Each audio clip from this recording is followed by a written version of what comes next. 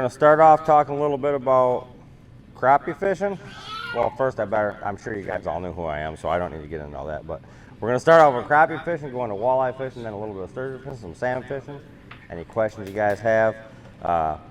But right now is my favorite time of year. Absolutely, I love ice fishing, and when it comes to ice fishing, I target crappies a lot. A lot of you guys know this. Panfish and crappies, because I can catch perch all the time.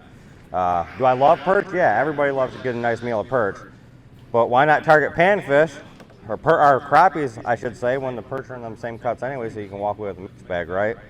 And the first thing I want to show you is the high visibility line, which I'm sure you guys can see nice from that distance way back there. I'm sure you can see that really good. But that's yellow line. It's on. You can see it here. The high visibility line, and I'll explain that in a minute. And the small little knot, simple little loop knot, is a must when it comes to targeting panfish. It's an absolute must. If you use a snap swivel, good luck. Just tie a quick loop knot and make 3 little turns, pull it down to your fingertip, and then just 2 overhand knots, and then you're gonna have a perfect loop knot. Nick, your hooks are sharp. This is a banger hand-tied jig. You just come out with a tungsten, and tell you what, they're nice. Now we'll be catching the limit maybe today on those. So you just break that tag end off. You got yourself a loop knot that plays as a snap swivel would do, but you don't have a snap in the way. Now, you want the high visibility line because 99.9% of the time when a crappie bites, you are not going to feel it. You're not going to feel the bump at all, because crappies feed up. People say, well, they feed down. I'm going to tell you right now, I do a lot of crappie fishing. Crappies, if you ever watch videos of crappies, they're always looking up. They stay suspended and they're looking up. They're looking for that bait fish above them. So let a little line out. And while you're ice fishing, we'll talk about fall fishing too, but as you're ice fishing, you're dropping that line as slow as possible. And I mean, when I say slow, I'm going this slow. And I just wait for it, like, as soon as it hits that line, I'll kink. And as soon as it puts that kink, that's your fish. A lot of guys don't know that, but that's a crappie on there. A bluegill will do the same thing, but a bluegill will grab it and he'll start pulling your line sideways. A crappie, he'll hurry up and he'll grab it, and if you don't get him right down there, he lets go and he's gone. That quick. So that's where a lot of people make their mistakes when they're crappie. I'll be standing next to guys and they're like, man, I ain't had no hits. I'm like, I guarantee you. You know, I'm watching them do the drop like I've told them that crappie. I call it the crappie drop. That's what it is. You're just dropping that line super slow, and as soon as that crappie grabs it, line slides just like that, just that little kink, and you don't yank like this. They got paper mouths, you know. So when you yank, you just kind of lift. You'll feel the pressure and let them pull themselves. They'll hook themselves. Absolutely, they'll hook themselves. When it comes to colors and baits, there's a good bait. Nick just made this. I said, hey man, you need to, well, she's right here. I said, you need to make a tungsten jig. He goes, I think I can do that. Wasn't a week, and he made tungsten jigs. So then we're gonna be able to be used baitless. Now, that video I made the other day, I had a banger on, I caught 2 and then my line snapped on a big one because it was Brent's fault, my brother Brent back there. It was his fault I lost that fish. And, and it was a big one. It was a big fish. Another thing I like to use is just a small 3 to 4 millimeter tungsten jig. Just a line through rod. And I like to use a thumping plastic. You guys know this. And Dan don't even know it, but I got in his box. I didn't have this color. I look back there. I got in his box. And this is an ice spike. I don't even know, flow green. So Dan calls it flow green. I'd call it something else, but it's flow green.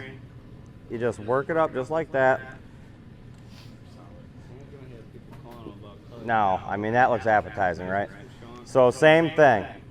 You're dropping that bait super slow. I love this rod. It's super sensitive, and it's got a spring bobber on it.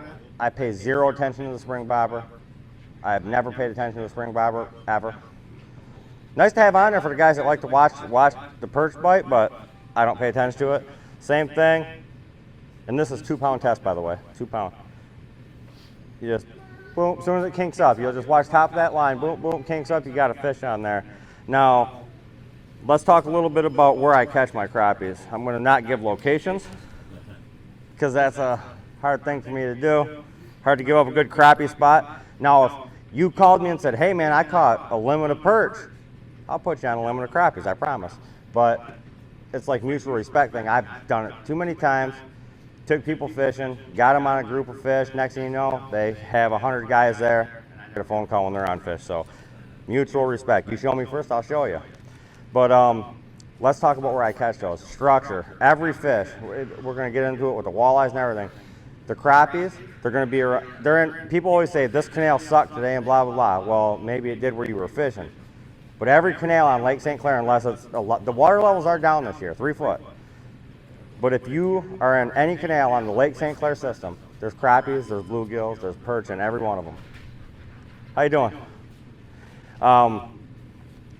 Now, a spile, if you know where there's structure from going in there in a boat, which I know there's a lot of structure from fishing in the spring and fall, fallen trees, spiles, anything like that, docks, the dock poles, they're the warmest water, and then the bait fish and all the foods on those as well. The algae, they got the little freshwater shrimp that swim around there, all that stuff. All your bait fish are sitting around those spiles.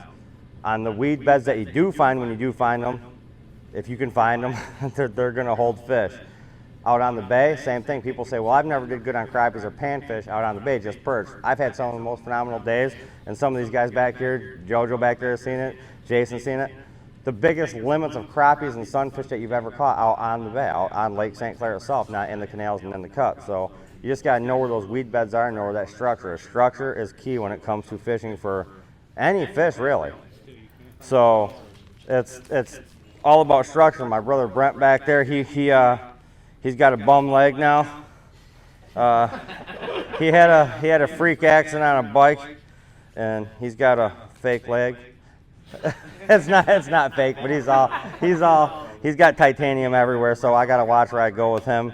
And so it's mostly the canals and the cuts, and not so much on the bay no more when I go with him, which I usually go with him because he'll whine and cry if I don't take him. But it's when it comes to tungsten jigs, I've got a ton of different sizes, okay? And everybody thinks you need the lightest tungsten jig to catch panfish. Absolutely. Okay, so how many guys have ever caught a crappie on a minnow? Mostly everybody who's fished crappies caught them on minnows, right? That's a lot bigger than any tungsten jig you're going to get. I mean, a lot bigger. So that does not matter. Like if it's real windy, I'm going to go to a heavier tungsten so I can watch my line kink up for that drop, you know? So you always want to make sure you have anything from a 2 millimeter all the way up to a 5 or 6 millimeter tungsten when you're going out there for these guys. And I'm going to be hands down honest with you guys. The Thumpum plastics and the banger hand tie jigs is the only baits that I carry when I go. And I always carry a ice puck or a chew can with mixed spikes in there, because if it's a real hard bite and they're not biting, they're biting real finicky, I'll throw a red spike at the end, just one. Just throw a red spike at the end with the Thumpum plastic still on there, or the banger hand tie jig, throw a red spike. You guys, we were doing it when we were fishing the crappies out of the boat. So always just make sure you have some spikes or wax horns, but I like the spikes. They're a lot less messy, and I just love the red spikes. So when you go, you don't need much. A couple packs of plastics, a couple banger hand tied jigs, and this works into the fall too. And we'll talk about that now. Everybody's seen our videos last year on Harson's Island, and did we blow up Harson's Island? Yeah, we did. We did. We had a lot of us. I mean, there was a lot of people in here that was there, and we got some locals mad at us. But you know what? It's legal to fish. It was a great thing because there was a lot of people happy to see it. I seen more kids fishing. This is the whole thing, okay? I seen more kids fishing on Harson's Island than I have ever seen. There was so many kids, and that's what this is all about, right? The future. Because without that, they're going to be on video games, and what's that going to do for them? That's going to teach them nothing. That's your psychopath kids that grow up and be killers, you know? So you want them out. I'm being honest with you. Some of the games that my kids played, I'm like, hey, give me that game. You know, there's a good skeet target. I know a lot of people like to get. I like to play a video game now and again.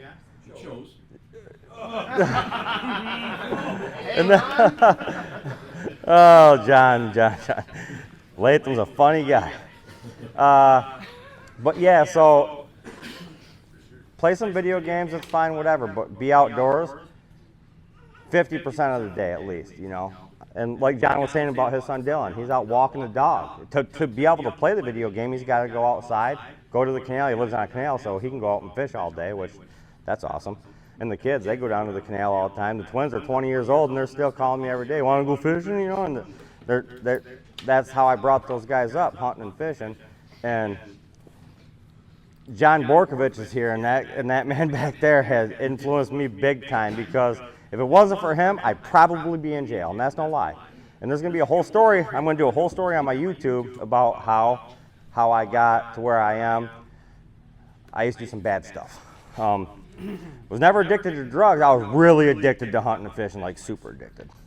So it was I couldn't stop. I couldn't stop catching, let's just say that. So it's going to be a good video. I don't want to give it all away. But at Harson's Island, the same thing. When you're fishing, everybody was using the rocket bobbers, and they're great because you can cast them things all the way across. I mean, I'm sure whoever fished Harson's Island, you've seen it. There was 1,000 rockets. So you can whip those things a long ways. You don't have to. I mean, Pat knows, Dan knows, Brent knows, everybody, JoJo, you know. Just an underhand flip out there, we were getting master angler fish on a regular limit master angler catches. And all the kids got to experience that, and that was the best thing. That was the best thing ever, to see all those kids out there fishing. That's what I base this whole channel on, getting kids outdoors, taking veterans out, which this week's giveaway coming up is veterans and a kids giveaway. It's all about the future of the outdoors, and it's going downhill. It's going downhill fast, and it's terrible to see. I'm watching it just dwindle, and there's a lot less people going fishing. I could not believe it when I made that video where I give that kid, I just went and blessed that kid in Walmart. You guys seen that, I'm sure, the video. It took 4 tries. And I was like, are you kidding me? Because the first try, me and Hallie struck out. We went into Dunham thinking, hey, it's a sporting goods store. We'll see a kid in here looking at the fish and stuff. We didn't. Went to Walmart twice. Didn't see no kid in there. And then we did. And then the father's like, we don't need your stuff. I'm like, okay, man. And then we met that one kid, and that was a great person to give it to. I still get messages from them, just a great family. So I'm glad that's who it went to. But the problem I see, when you walk in just pay attention, when you walk into any store, the kids are in the electronics, they're looking at video games, and that's not good. That is not good. It's teaching them nothing. What's a video game? I know everybody plays video games. JoJo, you're on there playing hunter, but your guys are playing hunting video games. So, but you're on there online with Shawn Jr. playing, and Jason, you're over there, you playing it too, and Leland, I know you, JoJo, Joey Jr. You got you video gamers, man. But you guys also are active in the outdoors nonstop. There's a difference. So there's Kevin Sturz, late to the show, but it's okay. How you doing, Kev? I just want to see. I want to see a lot more kids out fishing. In Harson's Island, if you've never been there fishing, it's simple, it's easy. You step out of your car and you're fishing, and it's legal. Just don't keep over your limit, because I'm telling you guys right now, bad thing to do. DNR are constantly there, and it's a good thing that they are, because there's the crooked stuff that goes on over there. I've seen it a lot myself, and I'm a public figure now, so I can't do what I used to do, but it is what it is. There's a lot of, there was one incident over there last year. It got a little bit out of hand. But it's a great place to take the kids fishing if you guys don't like to get out and sit on the ice. I know it gets cold, and I'm a bucket fisherman. I hole hop. I've got shanties. I've got heated shanties. I've got insulated shanties. I don't use them. They sit in my backyard. I'm on a bucket, and I'm always constantly moving, and that's the way it is. So, and I know a lot of you guys don't like that, so if you like to catch panfish, a good time to capitalize on crappies, sunfish, and bluegill, and big perch. You guys seen the big perch over there, Dan? I mean, jumbos. You too. Go as soon as the ice leaves. As soon as that ice leaves on Harson's Island, there's fish. There's fish there before, there's fish there right now, and there's fish after on that same cut we were all fishing. So that's about all I have for you guys. If you guys got any questions about the panfish, I'll take them now, and then we'll move right into the walleye. Any questions on panfish? No questions? Nobody's got no questions on panfish? What's that? When you're jigging for panfish, like bluegill and sunfish, you drop straight down to the bottom and jig up? Absolutely not. And you know, you've ice fished with me a long time, Kevin. It's that drop, that crappie drop, just from the top of the hole, and I mean from the top where that, soon as you bust through the ice, from the top of that hole, I've caught those crappies right at the top of the hole. From the top of the hole, down to the bottom, and then I just jerk it quickly back up. I don't come back up with it slow. A lot of guys do, and you'll get those bluegills to hit back on the way up. Once in a while you get a crappie. Usually when you get him though, he's up under the chin. So he's looking at it as it's coming up and he just sits there and you accidentally get him. But me, I jerk it real quick back up and then I just drop it straight back down. So I've already demonstrated that. Go spot a hole out back.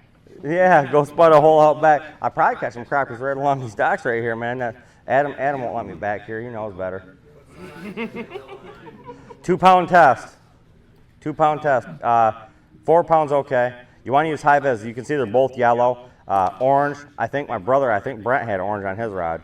Yeah, the suffix 2 pound. So I've already went over this, Holly. You first. Yeah, you did. Kevin, you already know the tungstens I use, but 2 to 6 millimeter. Yes, sir. Yes.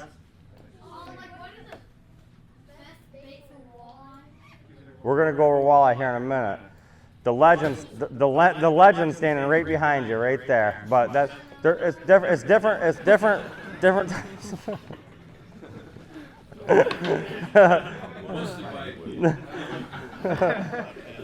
So we're just gonna kind of get into the walleyes. I'm gonna start off with jigging, and I'm gonna start off with, let's do the shore fish. And a lot of you guys I know like the shore fish, and I love the shore fish. I got a boat. I love the shore fish still. I love to still make my appearance down there just to let people know I still have it in me to catch a bunch of fish offshore.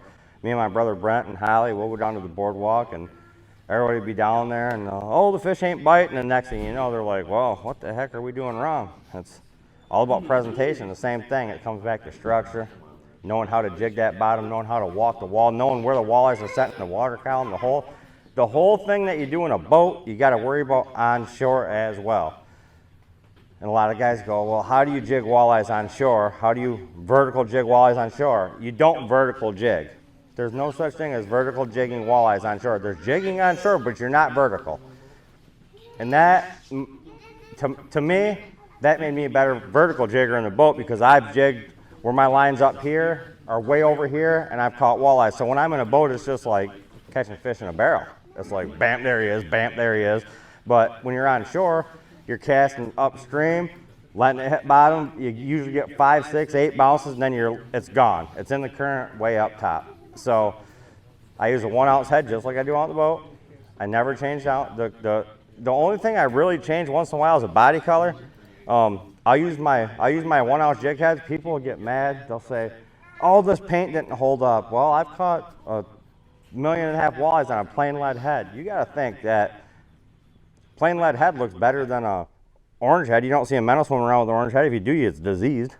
But the color is for the fisherman. It's not for the fish when it comes to the jig head. Now, the body does make a difference. I will 100% back that. The body of the bait makes a difference. Hands down. The jig head, not so much. Water's dirty. Everybody thinks you need to use bright colors. Wrong. You want to use dark colors. They can see it. Colors with like a dark purple UV would be a good color. The rainbow smelt that Dan Gark makes is one of Brent's favorites. It's just a good color all around. There's so many, and he's got them in stock over here. I know that. I didn't even go look and know. I don't know if he has them in stock. I think he does, but I believe there's some here. And then you don't have to use he's got them in 3.75, which takes away from having to use a stinger hook all the time. That's why I like thump them as well. And then the action of them. You hold up, I don't know how to say this. You hold up another brand of a plastic, and you jiggle it and the tail will move. You hold up his and you breathe and the tail moves on it. And that is the difference in catching fish. It is. Same thing with these things.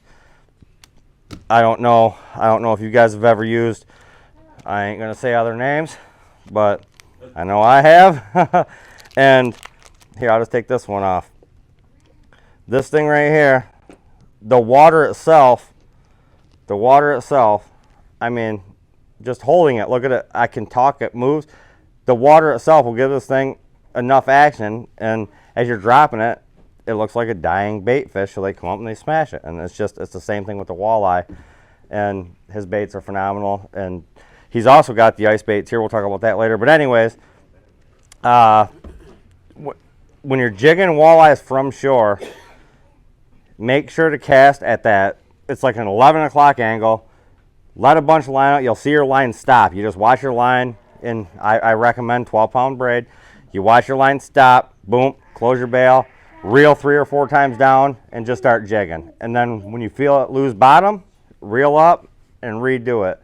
Don't give up. It takes a long time. There's a few guys that are really good at it. It took me a year to teach them. I took Holly, my wife, I took her down there, and I don't even know where Holly's at right now. She's somewhere. Hey, hon. I see her over there. I took Holly down there, and in a matter of 3 days, she just stared and watched and watched and watched, asked a few questions. And I said, here, take the rod. And she's like, I don't know. And I think it was her first pass. She hooked her first walleye ever jigging, and she caught a limit. And I'm like, give me the pullback. We had one rod. Now she's now she's putting it on you about every time we go down there. But that's because I'd rather it's the same thing with deer hunting. I love the family to get them. I've shot enough. I've caught enough fish. As long as I'm eating them, and you guys can tell I like to eat. You guys know, as long as I'm eating them, I don't care who gets them. So it's just I love helping people out, and you guys know that from the channel. I like taking people out fishing. I like taking people out, and especially the veterans. I learned so much about. There's just so much that they can tell me that people wouldn't believe, So when I take those veterans out, we have some conversations, and it's like, man, and they don't get enough. They do not get enough respect at all, and they're actually treated pretty horribly. And just to get medication, I mean, you can go to Kroger's and look, and you can buy Narcan for a drug addict to help save your life, but a man that's fought for our country can't get his diabetes medication for free. Are you kidding me? That's terrible if you ask me. And they should have the same thing available. And I know people struggle, and they do go through hard times with drugs and alcohol and all, and there should be stuff available for those guys, but there should be stuff available for our veterans too. They're the reason we get to do what we get to do. But anyways, we're gonna get into let's talk a little bit about casting now from shore or boat, either way. How many people like to cast for walleye still? I do. Kevin does. You do. JoJo. There's barely anybody likes to cast anymore. Back in the day, that's all everybody did. Before everybody had a boat, everybody casted for walleyes. You'd go down and there'd be 100 people on the rocks and everywhere. There'd be people right here just lined up casting for walleyes. That still goes on. Nothing has changed. There has been nothing. The water level, the color of the water has changed. It seems to get more clear every year due to the zebra mussels, obviously. There's tons of those things just filter in this water, but nothing's changed. You can still get a ton of walleyes casting. I mean, I capitalize early spring. I don't even take my boat out because I got an inboard outboard, so I got to let it be 35 degrees before I even unwinterize my boat. So I go casting, I go jigging down on the boardwalk.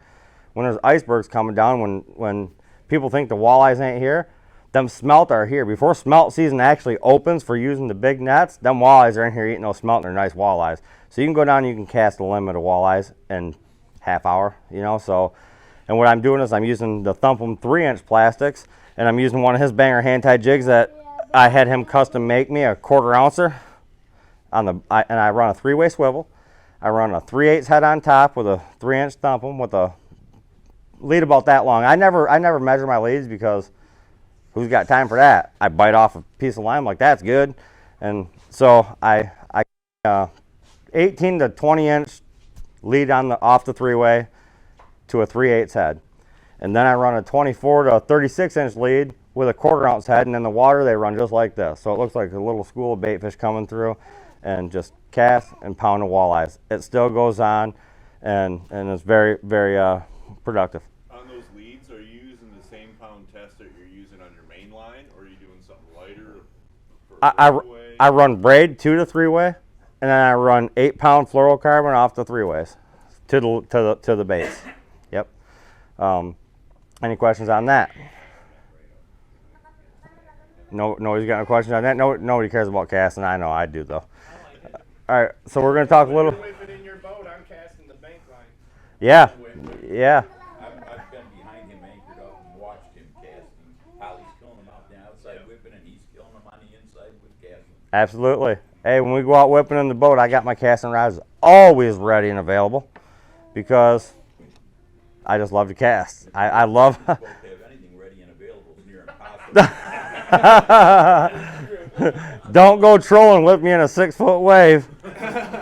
Better wear headgear.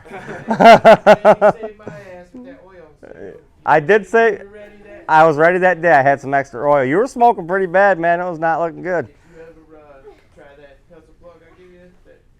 Yes, I did. Yes, I did. I lost it. I've lost. I've lost. I gave you the oil back. You're like, no, I don't. I said, well, here, take this pencil plug. Yep. Yeah, that was a good looking color. I ain't gonna lie. I lost it. You got some? All right. So we're gonna talk a little bit about whipping, and there's no sense in talking about whipping when John Latham's at the seminar without having John Latham up here to talk about it with me. So you might as well come up here, the legend himself. This man taught me some things that I didn't know.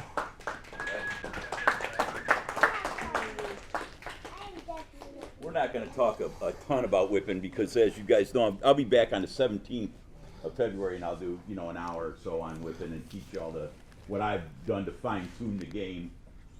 I've been doing it since I was 17. I'll be 70 years old next March, so I've got a few years in on it. He's halfway decent. I've been playing it halfway decent. Yeah. I listen to him when I'm on the boat. Yeah. It's important. You know what not to do. Pay attention to Holly. I'm going to pass these around. Now, I had Adam set me this up. I forgot to bring a whipping rod. You'll know no line counter. I'm sorry to tell all the shop owners I'm not going to promote any line counter. There is a use in line counters for whipping. You take it off of the rod, you tie it to the line, you put it over the side and the bow, and let it hit for a deadline. That's perfect. That's what you use a line counter for. They're great on the lake trolling. Don't waste your time whipping. If we sit here and think of it, if you look at this counter edge and think of that as a piece of structure, and on that piece of structure, that walleye's running along that edge, right? If this is 48 inches, I don't know how long that is, but we're in the boat and you're following that piece of structure and you get that hit at 48 feet and the seawall's right here. If you're in my boat, or if you're in his boat, a lot of us know how to whip. John's boat, you're going to then move the boat so the guy can bring it in. The fish has gone to the deep edge, right? So when you hook them there. Let's say I only move my boat, the transom of my boat, back here 1 foot. Out there, that'll translate to 10 foot. You're not on the structure anymore. Go back to your 50-foot spot and try. I'll have a limit in the boat before you even think of it. Because I'm going to keep moving. I'm going to come back to that spot where them fish are coming up on that structure. That line counter will trap you every time. Every single time. It's just not worth putting the money into. Another thing I got about line counters is, go look in the showcases. Like I said, they're great on open water. There's not one yet I've found not made in China. Keep the son of a bitches. Don't buy nothing from me. We give them the grain for free. And any other country in the world that I do business with, they buy from us. So I care about that. It's just a hell of a thought, right? Support us. Support them veterans that we've been talking about. Support the United States. I'm going to pass these around.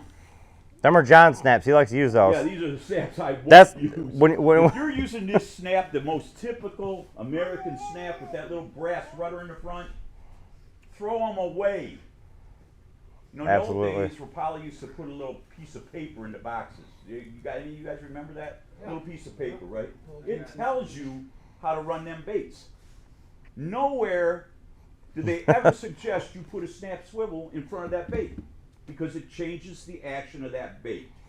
If you're going to fish this snap swivel, if you're going to catch fish on one side of the boat, I'm going to triple you on the other side of the boat, because I'm not going to have it in the way.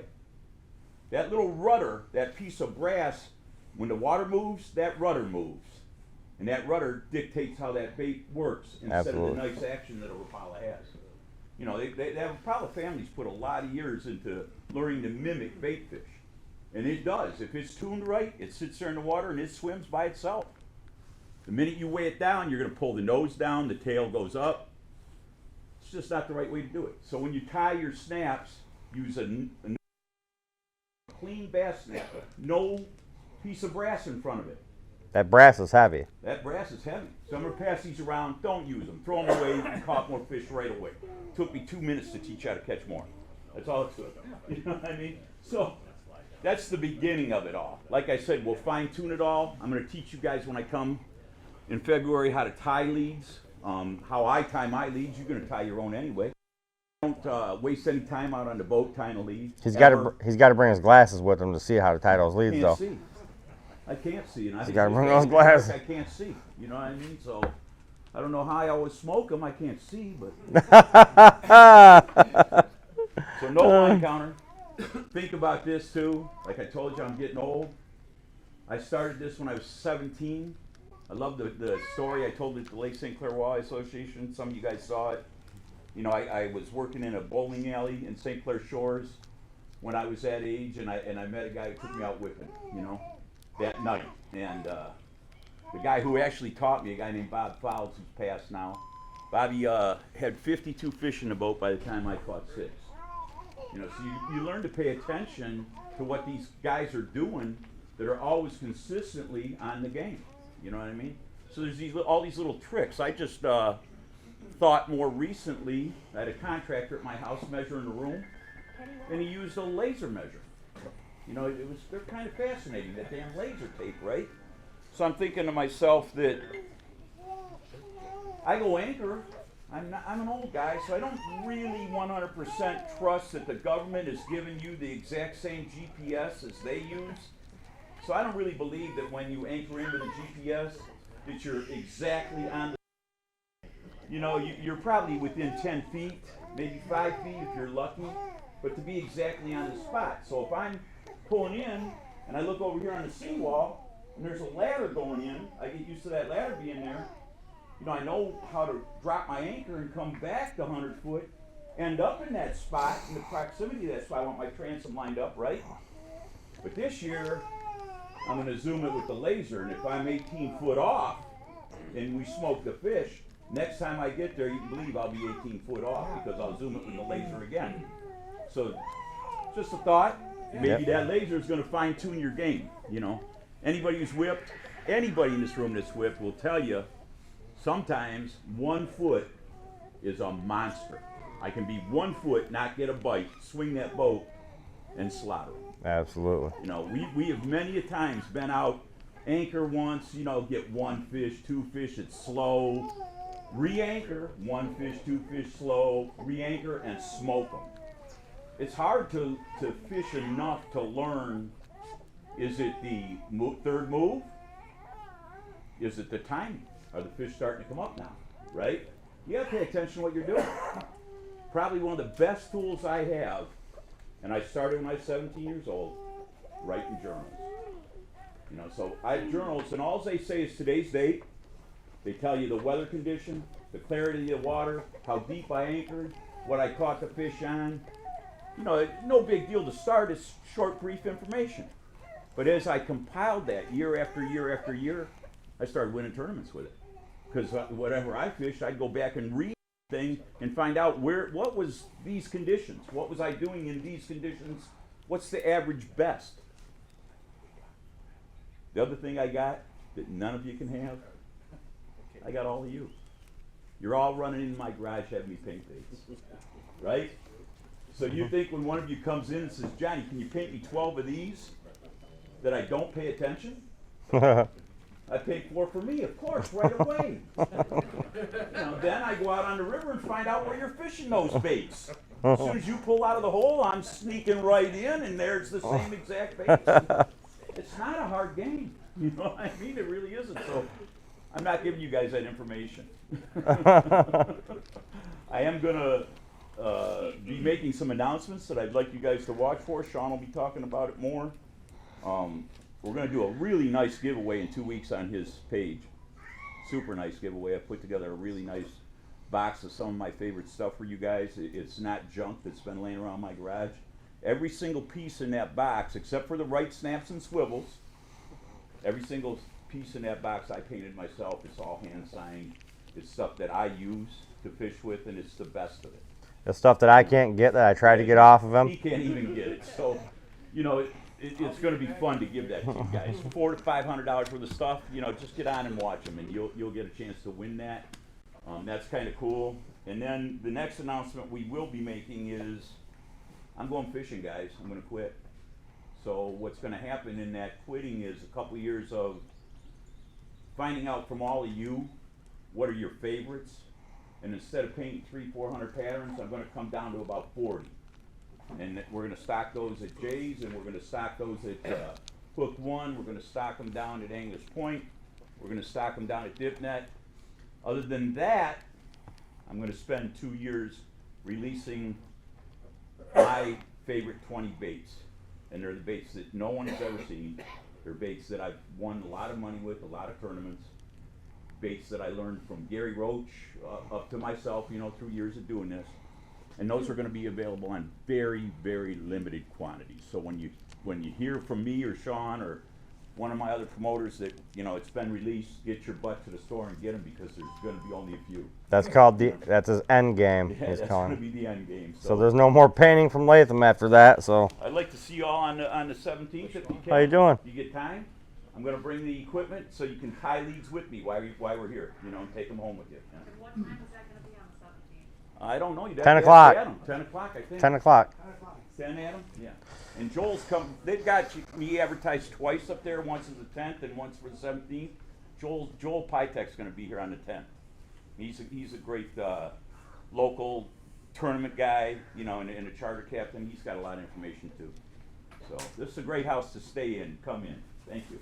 Absolutely. Thanks, John. No, we all know John's okay at whipping. He's okay. Me and him do a lot of fishing together. I like messing with the guy. You guys have heard me say it a million times on my YouTube. If you're not learning, give up. If you're not excited to see a deer come through the woods, I don't care if you're not going to shoot or not, but if it still don't get your heart pumping, give it up. There's no sense in going no more if your adrenaline's gone. I shoot some nice deer. John back there actually talked to me. I used to shoot a lot of little bucks, lots of them, and I was like, I'll never change. I like shooting me a spike corn. That sucker tastes good, right? Well, I started letting them go and grow, and I brought the kids up, letting them go and grow. They don't know the actual struggle anymore about what it was like to get it. I shot one big buck, I'd consider a big buck, in my first 15 years of hunting, because I shot everything small first. This ain't a hunting seminar, but these guys grew up, our kids, this generation's growing up way different than we did. Now my son's trying to talk me into letting some of the deer go I shoot, but that's okay. That's okay. But yeah, now it makes me feel good to be able to tell my kids, go out and shoot a deer tonight. And I don't like to see the bashing going on. I see it all over the place. When I started this YouTube channel, I made it for everybody. If you shoot a 4-point, that makes you happy. I can't tell you how many walleye I've ever caught. I've caught a ton. But every one I reel in, it's exciting. And I always learn new things, and that's where I was going with this.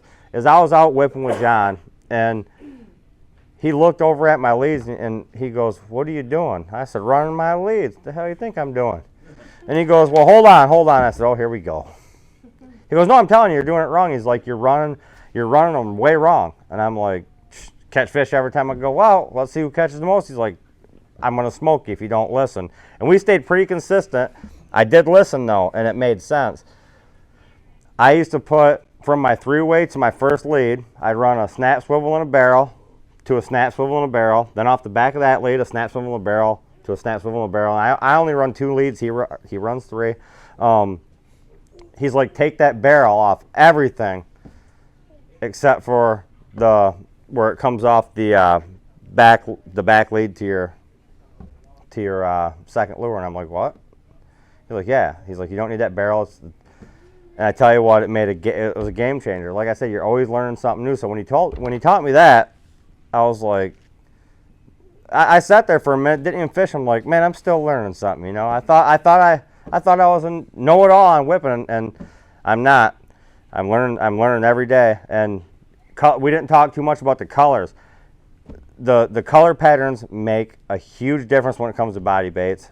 Hands down, the whatever the water clarity is to the moon phase, it all plays factor. Now, when I go whipping, people say, "Well, where are you going tonight?" And I'll tell them, "I'm going to Marysville, or I'm going just to the south of the Black River, or I'm going down to Helgenack, or wherever I'm going to go." And they're like, "Well, okay," and they just think they're going to go down there and catch fish. And we do good, and then they don't do good, and they blame me. It's not my fault, okay? It comes down to the structure. Walleyes, they're just like any other fish. Wherever there's a current break, they're going to set there. And there's all different types of structure in the water. Everybody thinks you need a dock for structure. You don't. The bottom, weed beds, anything. An inlet. I love fishing by inlets, and that is because I love to cast off the boat while everybody else is whipping. So if I can find an inlet or anything, and anywhere there's a little eddy in the whole St. Clair River, I don't care where you are, wherever there's a little eddy, there's bait fish. And what's behind those bait fish, there's walleye. Structure means everything, and body bait color means everything with the moon, with the water clarity, even with the temperature. I mean, it all plays factor, and that's what makes somebody more successful than the next guy. But it's not my fault if I tell you where I'm fishing and I don't tell you the exact coordinate. I'm not going to do that. I'm not going to tell you exactly where I'm at. And in a lot of my videos, everybody knows where the willow is. Everybody that's ever whipped this St. Clair River knows the willow tree. Everybody here knows the willow. I fish that willow all the time, but I don't fish it where everybody else does. I fish that willow in a way different spot, and I'm fishing underneath the next guy's boat, and I'm pulling walleyes underneath them, big time. They're sitting there whipping, and I'm like, they ain't catching nothing. I'm back there just reeling them in, and they're sitting on top of the structure that they don't even know is there. And my fish graph, JoJo knows. We're going to talk about that here in a minute. I got a cheap fish graph. I got a better one. I'm going to put it on the boat whenever I decide to. But my fish graph's just a cheap. It's a Garmin Striker. Okay, it's one of them Walmart $160, whatever they are. Little 4-inch screen. It tells me the depth. It does have GPS and all on it. I don't pay attention to it. It tells me the depth and the water temperature. That's all I care about, really. Especially when it comes to walleye fishing. When you're salmon fishing, a little bit different. But when it comes to walleye, I just need to know the depth and the water temperature, because I'm looking at the shoreline. Okay, drop anchor here. And boom, okay, here we are. And I know where the structure is in that water. It's nice to have them down imaging and the side scan and the live scope, because then you can actually see the structure. But just show me once, and that's all I need, because it's right there. I remember where that structure was. Now, the willow tree is a good spot. The willow ain't there no more, but it's still called the willow. And that's one of my favorite spots to fish.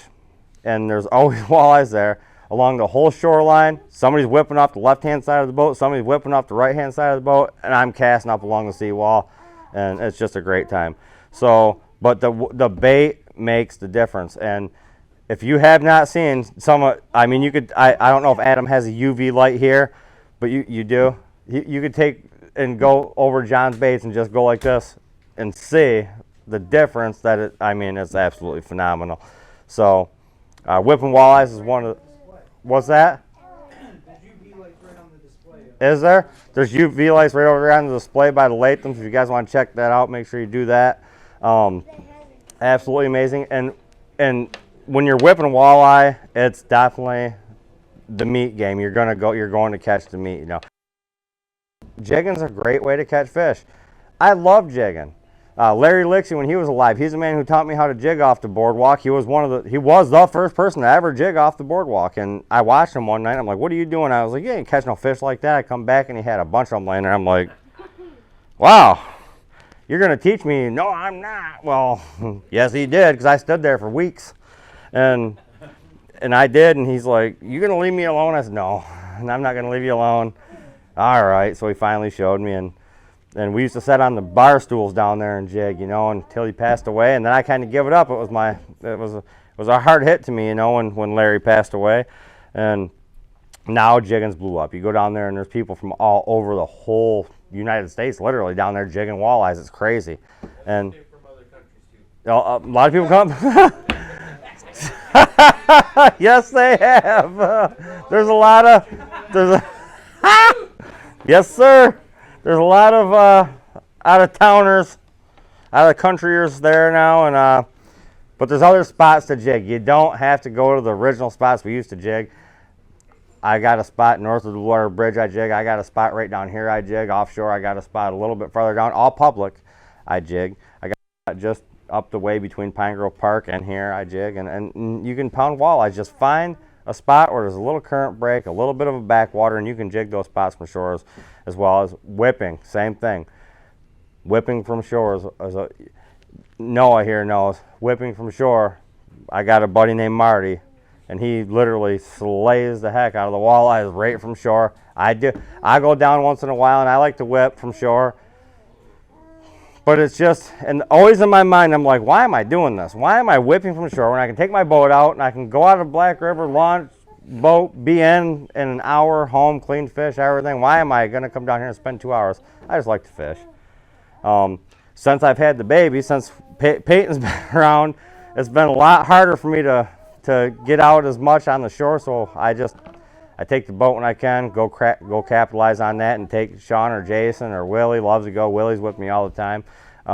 Shawn Jr. likes to fish out of the boat for salmon. It's funny because all the kids got their different favorite fish to fish for. So Shawn, he likes to go trolling salmon. Jason, he kind of gets seasick, so he likes fishing in Black River with the boat. He likes going up for the crappies and messing around with those. Willie, he likes to go out walleye fishing and salmon fishing with me. So it's nice to have kids that want to go with me. Without them are my fishing partners, because Holly's she's great. She takes care of the baby and lets me. If it wasn't for her, I would not get to do the fishing I get to do. And I'm going to be honest with you. I mean, if we didn't have a baby, yeah, but we have a baby, so. And Holly was my fishing partner, as you guys know. And if you've never got to see her fish, I'm telling you, you wait till you see some of the videos of her fishing this year. She's got it down. And she can put some fish into the boat. She can put some fish onto the shore.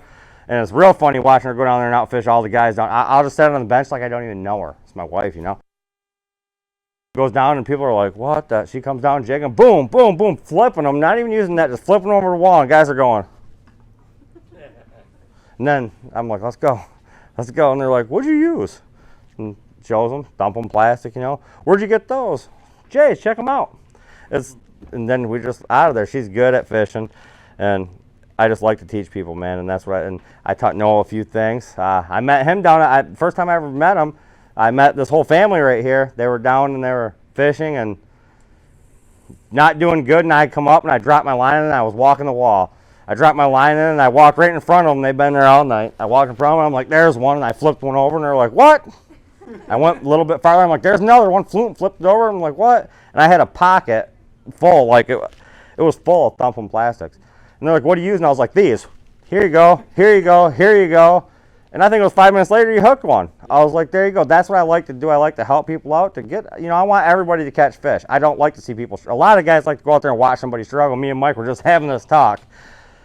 A lot of guys like to watch other people struggle to make them feel like they're better than the next guy. I want to have somebody fishing next to me or right there. I want them catching fish too. I want everybody to have a good time, because guess what? When everybody's having a good time, everybody's happy. When somebody's having a low time, Kevin, you know this too, because we're talking about that same crew that I was talking about with Mike.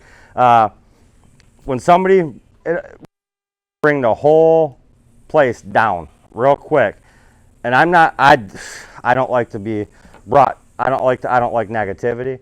I don't take it very easily. I don't take it lightly. So I try to keep everybody happy, and that's what this whole thing's all about. And teaching people whatever. If I can teach somebody one thing per day, I've said it a million times. One thing. If I can teach one person one thing a day, I've did something. I made myself feel better about myself, and I'm glad I could do that. So, any questions about whipping? No questions about whipping. This is awesome seminar. Nobody's got questions this time. You're being pretty thorough. I am. I'm being pretty thorough. The first seminar I did, I had a bunch of questions, man. I'm like, oh, stump the spar, man. But yeah, so now we're gonna get into the sturgeon fishing, and if it wasn't for JoJo standing right back there, he's got a tic-tac walleye JoJo. I begged, and I shouldn't have to beg. I've took everybody out walleye fishing, deer hunting, turkey hunting. I've let people shoot bucks that I would have shot, and I'm like, let's go. And I begged everybody to take me sturgeon fishing. I wanted to catch one sturgeon because I wanted to knock it off my list. It was the only fish that I believe, unless there's something that I don't know about, that I've never caught in the Great Lakes. I never caught a sturgeon, so I wanted to catch a sturgeon. JoJo said, we'll go. Week goes by. Looked at my phone, I'm like, what the hell? Hey, JoJo, what's going on? Oh, yeah, we'll go. I'm like, yep, we will tonight. Well, it's going to rain. I'm like, cool, let's go. I want to catch my first sturgeon. We stayed out from, I think we left. We launched the boat at 8 o'clock that night. I caught my fish at like 8:35 the next morning. Caught my first sturgeon. 60, what was it? 68 inches, my first sturgeon. Saul's like, he's like, there's your sturgeon, man. You finally got it, and it's a monster. And we were supposed to go to the west side salmon fishing. Me and Allie and the kids were going to take off and go over there to Ludington. I went home and I said, guess what, guys? We're not going to Ludington. I said, I don't want to catch just one sturgeon because me and JoJo's got plans. We're going every night I can. And Holly was like, I'm okay with that. She's like, I really didn't feel like going to the west side this year anyway, which we will go back this year. But I got a new sponsor, and they sent me this rod here. It's called the Hellcat. It's made by Catch the Fever and Runkle. We use river rod reels, but this we made a couple videos last year using a Runkle. Was that the 6,000? Yeah, it was the 6,000, right? Titan 2 6,000. This is the Titan 2 7,000. So we wanted to up the game and try to do it with an open face reel. We had charter captains laughing at us until they've got 8 people on their boat and caught 2 fish, and we roll up, drop anchor, and me and JoJo's got 9 in the boat in like an hour, and they're like, what? And we're catching them on open face reels. But we use river rod reels, and I'm surprised that nobody come in here because Adam put in an order, and he ordered all the sinkers that we use, and we use the gumball. We use 8s, 10s, 12s, and 14s, JoJo? 16s. 8, it depends, because now when you're casting out, we like to run as many rods as we possibly can legally. And we want to cover a wide water column. So we're casting out 2 8-ounce sinkers. We're just kind of winging them as far as we can off to the right and left and letting all the line back and letting it bounce bottom until it holds. And this is our sinker slides. We run these sinker slides like this. You put your weight on that, and then your line's flowing. That fish can grab you're using a 7-knot circle hook, okay? That fish can, we got a secret for our crawlers, which I'll never give away. Don't you tell them. You tell them I'm telling. You gotta do it, man. Tell them what? Scales and chum it. Oh yeah, that's fine. We use scales and chum, but our secret to our worms, we're not gonna tell nobody. The scales fish attractant and the chummet did help us catch a lot of fish, but our worm secret we're gonna keep, because we like to tournament fish and we like to make them charter captains and everybody else out there. We love to smoke them. Our goal when we go sturgeon fishing is to make that charter captain ask us questions, because we get a lot of phone calls from charter captains while we're out there. What the hell are you guys doing? Well, we're catching fish, man. What are you doing? You know, but this is a sinker slide we use. Line goes through the middle. Our sinker goes here. Sturgeon, it's a simple setup, but if you don't do it right, You're gonna, yeah. Yep. So what you're gonna do when you run your line through this, JoJo, like, he'll explain too, because I'm gonna have JoJo come up here right now. You might as well come up here with us, because JoJo's he is the sturgeon. Walleye JoJo is his name on TikTok, but it should be sturgeon JoJo. I still think. I wish you had some line. I don't have no line, but. Somebody grab this man some line, we're at a tackle store. That's simple. It's a simple setup. Here's the rod. I won't smack you with it. He taught me everything I know about this. Okay. Run it through your beads or through your eyelets. Once you get to the top, you got a bead here. Yes, he does. Damn, man. Game guard. There's a bit. We might get one soon. There you go. Nope. Catch it. Shoot him. This is the replicated scene from out in the boat when they're sturgeon fishing. Yes. A Yeah. lot of live, if you've seen. I put this on, Yep. just so it doesn't come through your eye. When you're running that slide back up, because I tell all of them, reel till you can't reel no more. We have a long lead that comes off of our, this slide hooks to another barrel swivel on the end, okay? We have a butt, 6 foot leads. 6 to 8. sometimes, 8 foot leads. So even when you're in the front of the boat, this long pole makes it real hard to get a long sturgeon inside that thing. Cause we do. JoJo's got a big net, a big net, a super big net. Yeah. It'll land a 80-incher, no problem. If we get an 80-incher, Denise, you know, Pat's wife, wherever Pat Allen took off to, he's over there by the donuts. Lucky. Denise and Pat were on our boat and caught the personal best on a sturgeon trip. They won a 72-inch, and that thing was just like around. There you go. Want to see? Yeah, there's a picture over here. He could That- probably put it on the, Yeah, he probably could.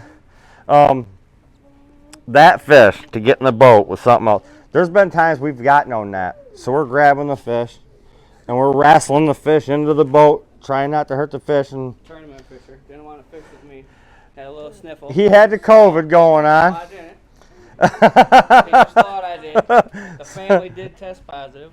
His family was negative for a week and a half straight because I was not missing We're- this tournament. We're I fished hard for Dear- August 18th. We caught his first fish. Every day we were out. we were. By the end of the time, we put 19 fish in one night in the boat. Yep. 19 fish. I think the next week or something, 2 weeks later, the tournament was. We're gonna fish together? No, you got the sniffles. Do what? You know I'm fishing it, right? It worked out. It worked out though. He took second for the biggest fish, and I took the most inches. So it worked out. Yeah. But we'll win. We're winning everything this year. I wear a mask and a suit this year. I told you. Hazmat suit, and we're good to go. But you know, he caught that China virus. We tweaked a few things. We did. We made a few adjustments. You guys are going to see that this year on these videos. We learned. Okay, JoJo, I didn't think you could teach this man nothing. He kept learning. So Every time. we made some new adjustments. You can catch them on this. It's fun. It's fun. It's fun.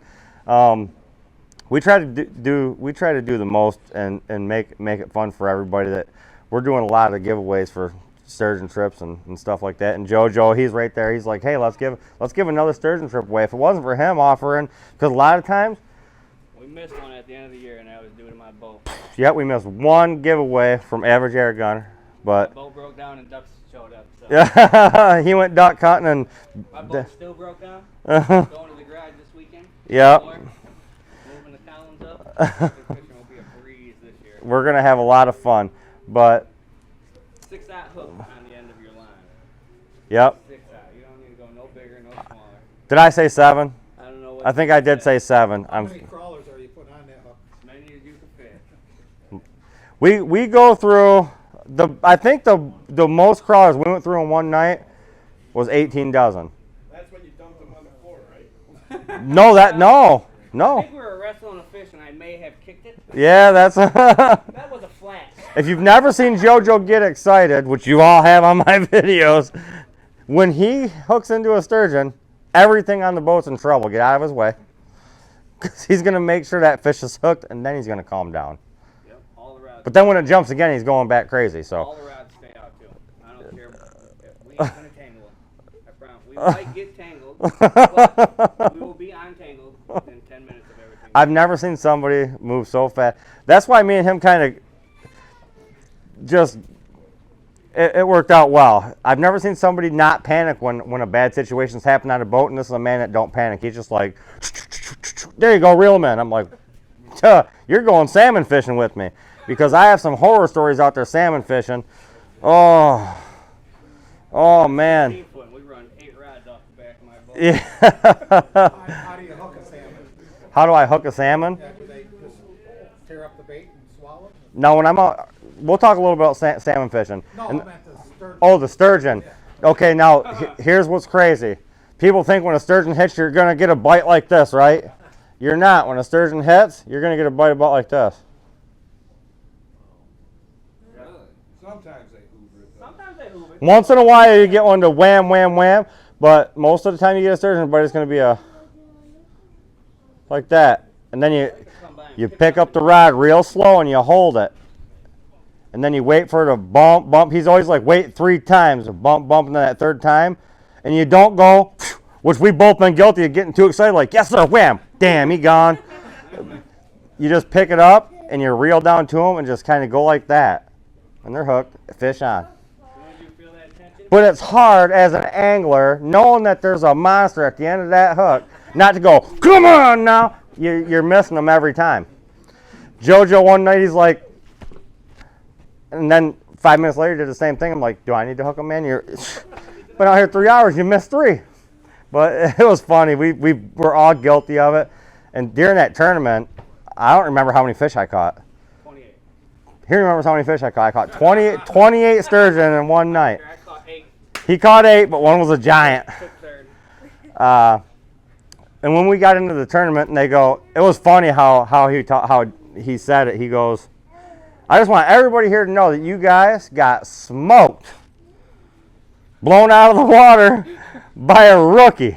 And I was like, what the hell is he talking about? And he's like, Shawn. I was like, oh, I smoked him. Cool. I didn't know until then. I beat him by 400 inches. 400 inches of fish I beat him by. My first year ever sturgeon fishing, that's because of him right here. Because nobody would take me. And JoJo, he took his time to take me. And then, if nobody would take me, man, I begged. And now, because of that, we've been duck hunting and goose. I haven't goose and duck hunted in, I think when me and Al figured it out, it was almost 20 years since I've been goose or duck hunting. They talked me into going this year. I still, Shawn Jr. thought he could outshoot his dad. I wasn't going to let that happen. I proved that wrong time and time again. So I got back into it for the first time this year, but these guys took it hard. They were, John remembers when I used to goose and duck hunt a lot. I just don't, I'm not into it much no more. So these guys like to go a lot, and I'm glad, but JoJo's going to be on my boat salmon fishing with me during the tournaments this year. What's that, Johnny? So a lot of those people died that used to take us and say it. It is. The old boys were the ones that kept me down. Absolutely, man. Man, we can talk. We can drink coffee. Yeah. Way better deer hunting. I picked up that call after 20 years, and I just blew. And how you doing? But yeah, so speaking of salmon fishing, anytime you guys need, are any of you guys salmon fishermen? Okay, so we got some salmon fishermen in here.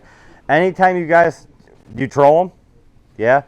All right, so anytime you guys need anything, and I don't mean to badmouth anybody, but when you go to Anderson's Pro Bait and Tackle, you are unappreciated you're unless you're spending $1,000, he don't care about you. I'm just gonna be honest. He does not care. And a lot of us can't afford to go spend $1,000, right? I can't right now. A lot of us can, but I can't go drop $1,000. If I'm gonna go drop $1,000, it's gonna be on the kids. That's just how it goes. Period. They come first.